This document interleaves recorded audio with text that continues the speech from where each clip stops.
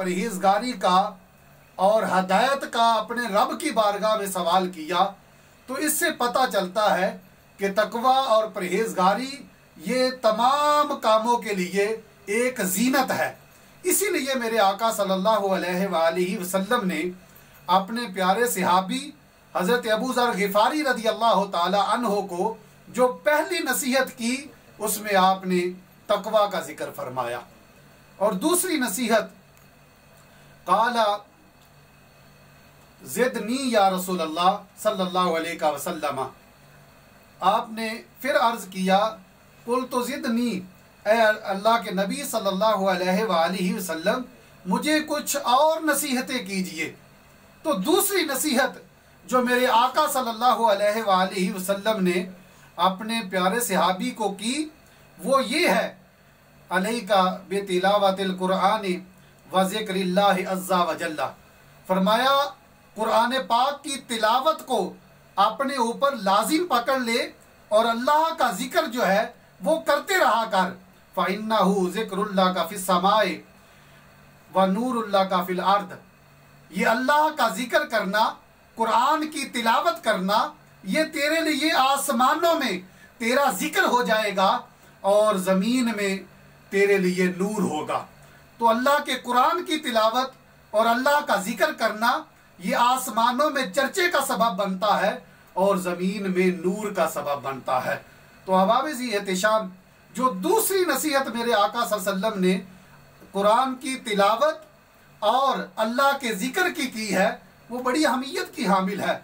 अल्लाह का जिक्र वो दिलों को इत्मीनान मुहैया करता है, जिस तरह कुरान पाक में आता है, अला बिज़िक्रिल्लाह तत्मइन्नुल कुलूब, सुनो अल्लाह के जिक्र से दिलों को इत्मीनान मिलता है। तो मेरे आका सल्लल्लाहु अलैहि वसल्लम हदीस पाक में इरशाद फरमाते हैं, सहाबा, जिस तरह लोहे को जंग लग जाता है, इस तरह दिलों को भी जंग लग जाता है। अर्ज़ की, कैफा नुसैकिलु कुलूबना या रसूल अल्लाह सल्लल्लाहु अलैहि वसल्लम, आका अगर दिलों को जंग लग जाए तो हम दिलों को साफ कैसे किया करें? तो मेरे आका सल्लल्लाहु अलैहि वसल्लम ने इरशाद फरमाया, बिज़िक्रिल मौत व तिलावतिल कुरान, मौत को जिक्र करने से, कुरान की तिलावत करने से दिलों को इत्मीनान नसीब होता है, दिल साफ होते हैं, दिलों का सैकल होता है, दिल कली होते हैं और दिल जो है वो मुज़य्यन हो जाते हैं। अहबाब-ए एहतिशाम, इसमें अल्लाह रब्बुल इज़्ज़त ने अपने महबूब नबी अकरम सल्लल्लाहु अलैहि वसल्लम की ज़ुबान अक़दस से दिलों को मुज़य्यन करने का एक नुस्खा जो है वो लोगों को बता दिया है।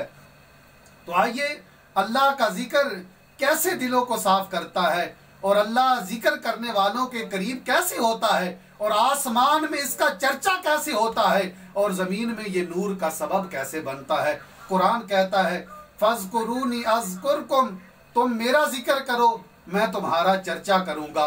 तो जब बंदा अल्लाह का जिक्र करता है तो अल्लाह बंदे का आसमान में चर्चा फरमाता है और ज़मीन में उसको नूर अता फरमा देता है।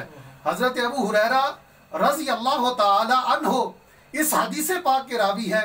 आप बयान करते हैं, काला रसूलुल्लाह सल्लल्लाहु अलैहि वसल्लम, आना इंद ज़न्नि अब्दी आना माअहु इज़ा ज़करानी, फरमाया मैं अपने बंदे के गुमानात के करीब होता हूँ, जब मेरा बंदा मेरा जिक्र करता है तो मैं उसके साथ होता हूँ।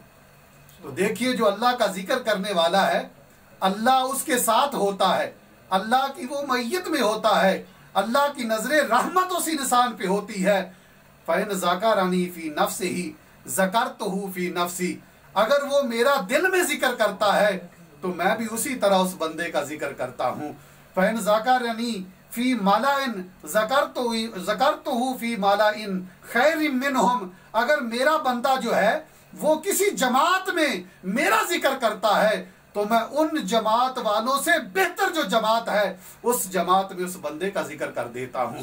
तो जो इंसान जमीन पर बैठकर लोगों की जमात में अल्लाह का जिक्र करता है तो अल्लाह आसमान के फरिश्तों में उस इंसान का चर्चा फरमाता है और आसमान के फरिश्तों में बैठकर उस बंदे पे फख्र फरमाता है, ए बनी आदम देखो, तुम कहते थे ये बंदा जमीन पर जाकर खून रेजी करेगा, खून बहाएगा।